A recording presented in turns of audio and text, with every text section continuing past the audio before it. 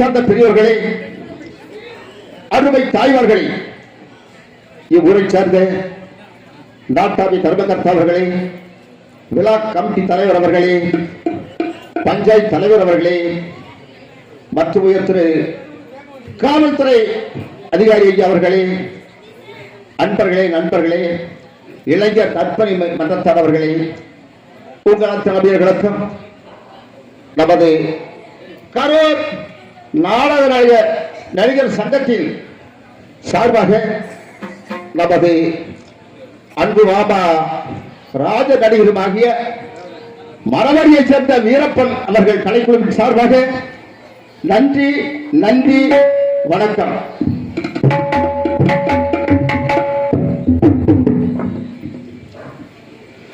உயர்ந்த இடத்தில் இருக்கும் போது உலகம் உன்னை மதிக்கும். உன் நிலைமை கொஞ்சம் இறங்கி வந்தால் நிழலும் கூட மிதிக்கும்.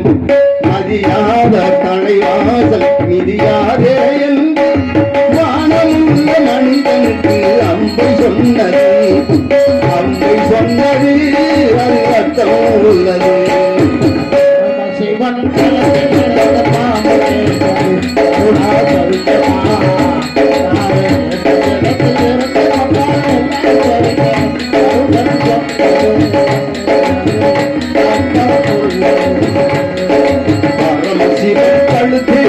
பாம்பு கேட்டது யாரும் இருந்து வந்தால் எல்லாம் சைத்தமே சொன்னது.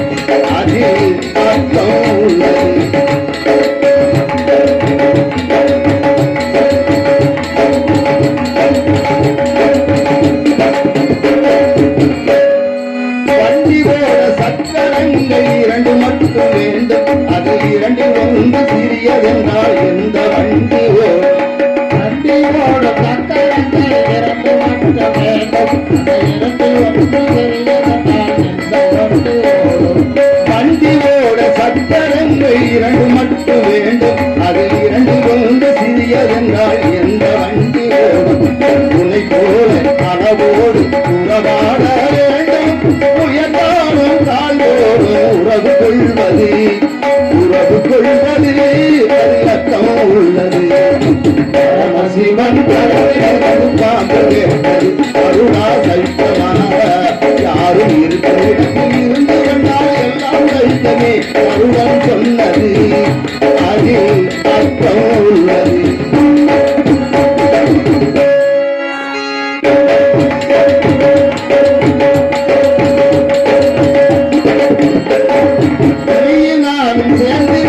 நிலவுமானும் போல நான் நிலவு போல பேசி வந்தேன். நீ வளர்ந்ததால்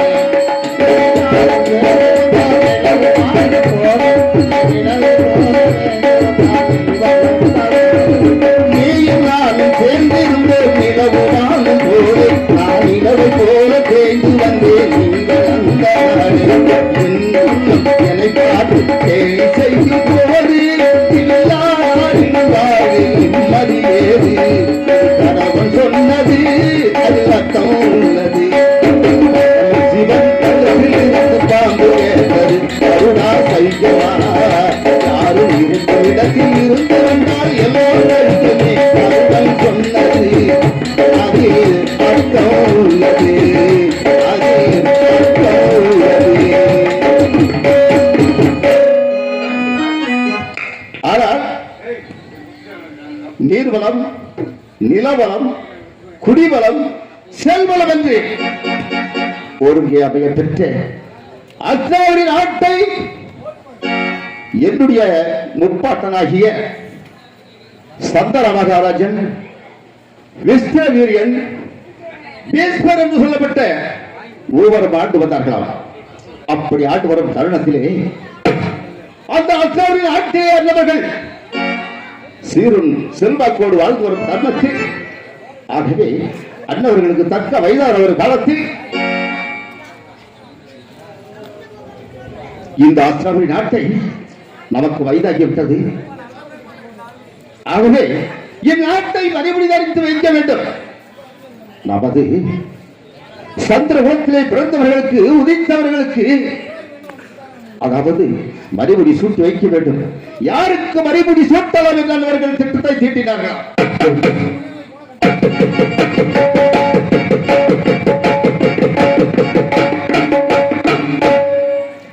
அப்படி தீட்டுவது அகலியை இருந்த விட்டவர்கள்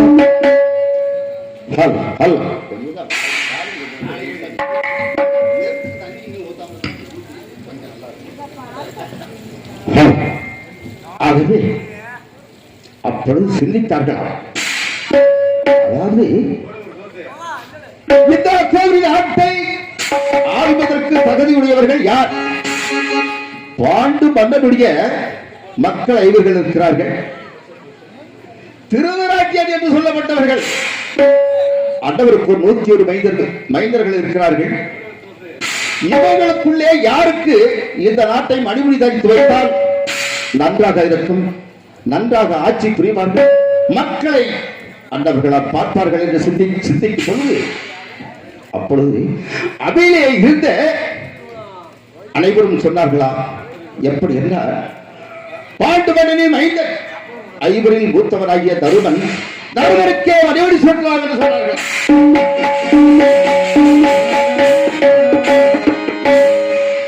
அப்படி சொல்லும் பொழுது என்னுடைய தந்தையாகப்பட்டவரும் மற்றும் அவருடைய 56 தேசத்து மன்னர்களும் எனக்கு மணிமுடி சூட்டி வைத்தார்கள். அப்படி மணிமுடி சூட்டி நான் நாட்டை ஆண்டு வரும் தருணம் என்னுடைய பெரிய தந்தை மகன் துரியோதனன் அன்று முதல் எங்கள் மீது பொறாமை கொண்டார். நாம் 101 மைந்தர்கள் இருக்க பாண்டவர்கள் 5 தருமனுக்கு மணிமுடி சூட்டி வைத்து விட்டார்கள். கூடாது, அண்டவர்களை விடக்கூடாது, அத்தனை நாட்டை விட்டு விரட்ட வேண்டும். இல்லை என்றால் அண்டவர்களை சொல்ல வேண்டும்.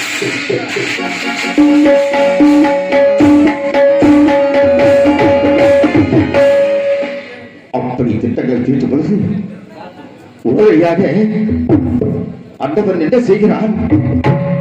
போகும் வழியில் புல்குழியை வெட்டி வைக்கின்றான், நடக்கின்ற பாதைகளை லட்சுமிகளை வைக்கிறான், குளிக்க நேரிலே கூர்வசி விச வைக்கிறான், இன்னும் சாதத்திலே ஒரு நஞ்சை கலக்கிறான், சட்டம் அடையவர்கள். அப்படிப்பட்ட ஒரு காரியங்களுக்கு எங்களுடைய தாய் பாவன் கண்டவரமான அண்டவருடைய உதவியால் நாங்கள் தப்பித்து விடுகிறோம். அப்படி இருக்கும் தருணம் அண்டவர் சிந்திக்கின்றான். உடனடியாக தன்னுடைய தாய்மாமன் சகனியை ஆடுகிறார். மாமா, சகடி மாமா, போட்டவர்களை எப்படியாவது கொள்ள வேண்டும், இல்லை என்றால் நாடு நடத்த வேண்டும் என்று சொல்கிறான்.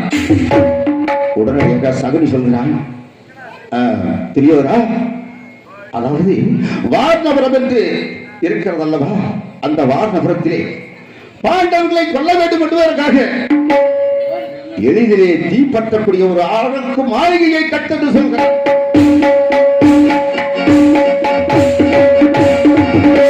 அப்படி அரக்கு மாளிகையை கட்டி அன்னவர்களை அங்கு வர வைத்து அன்னவர்களை சோழமாக நான் அன்னவர்களை மடியச் செய்கிறேன். உடனடியாக அன்னவர்களுக்கு விருத்தரை அனுப்பட்டு சொல்கிறார் துரியோதனன்.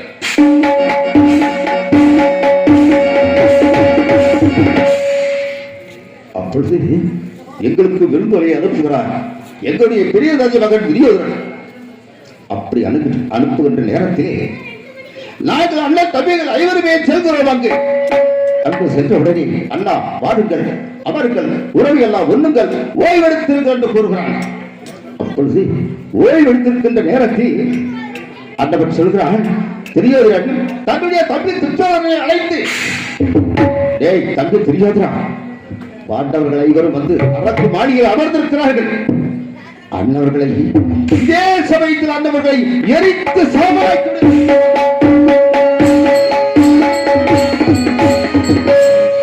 அப்படி சொல்ல பொழுது அவ்வார்த்தையை என்னுடைய செய்கைகளை கேட்டேன். உடனடியாக என்னுடைய தம்பி வீரரை அழைத்தேன். தம்பி வீரா, எப்படி என்றால் இதோ திருச்சோரன் அரக்கு மாளிகையிலே தீ வைத்து கொளுத்த போகிறான். அதற்குள்ளாக நாமெல்லாம் தப்பித்து செல்ல வேண்டும். இதோ அவன் வைப்பதற்கு முன்பதாக நீயே தீயை வைத்து குறைத்து விடு என்று சொல்கிறேன். அப்பொழுது என்னுடைய தம்பி வீரர் தீயை வைத்து குறைத்தி அந்த மாளிகை அரக்கு மாளிகை தீப்பற்றி எரிந்து கொண்டிருக்கிறது. அப்பொழுது அதே சமயத்திலே நாங்கள் ஐவர்களும் தப்பித்து அத்தாவரி சென்று விட்டோம். அப்பொழுது துரியோதனன் தந்த சிவாசனத்திலே அமர்ந்து, தம்பி அரக்கு மாளிகையில் தீ வைத்து கொளுத்தி விட்டாயா? ஆனால் இந்நேரம் பாண்டவர்கள் எல்லாம் அடித்திருப்பார்கள் என்று கலவை ஒன்று நகைத்துக் கொண்டிருக்கிறார் துரியோதனன். ஆனால் நாங்கள் அஸ்திரபுரியை தப்பித்திருக்கின்ற ஒரு செய்தியை அவன் தெரிந்து விட்டான். எப்படி சென்றான்? அரக்கு மாளிகையில் தீ வைத்து அன்னவர்கள் இறந்திருப்பார்கள் என்று பார்த்தால் எப்படி அஸ்திரபுரி சென்றார் என்று தன்னுடைய தம்பி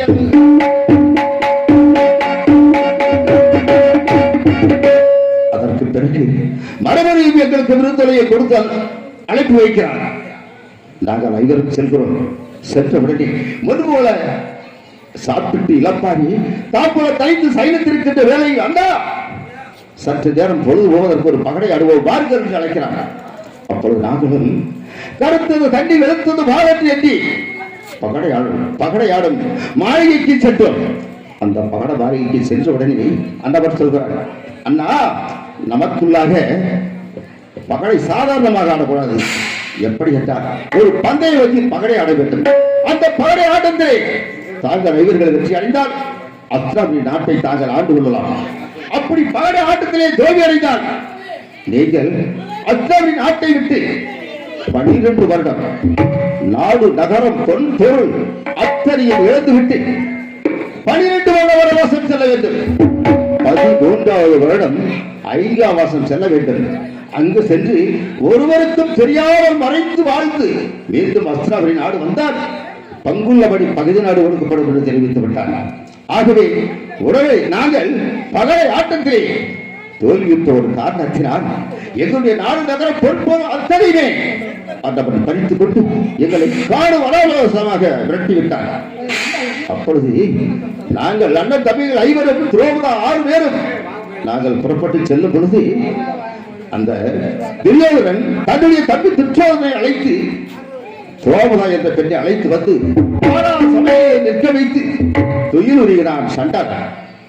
அப்பொழுது எங்களுடைய ஆபத்து பாந்தவராகிய மாயவன் அன்னவர் மாய துயிலை விட்டு உயிரை காப்பாற்றுகிறார். அப்பொழுது அந்த துரோகர் சபதமிடுகிறான், என்றைக்காவது ஒரு நாளைக்கு ஒரு கைகளை ஒடித்து சீப்பாக நான் வாராமல் இதோ அவிழ்ந்த கூந்தலை நான் முடிய மாட்டேன் என்று சபதம் விடுகிறான்.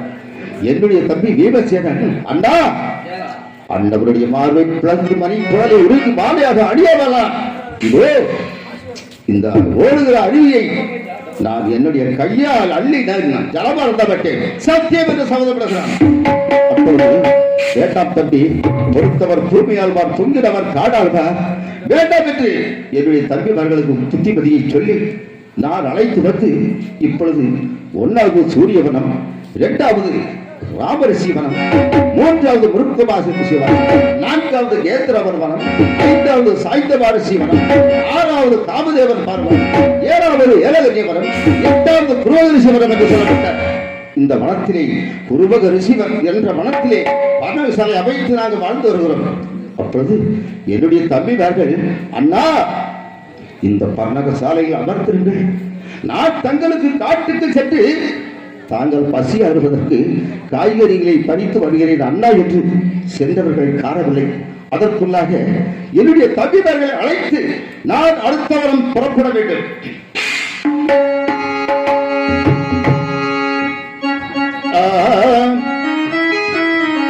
பாண்டவர்கள் பன்னவாசம்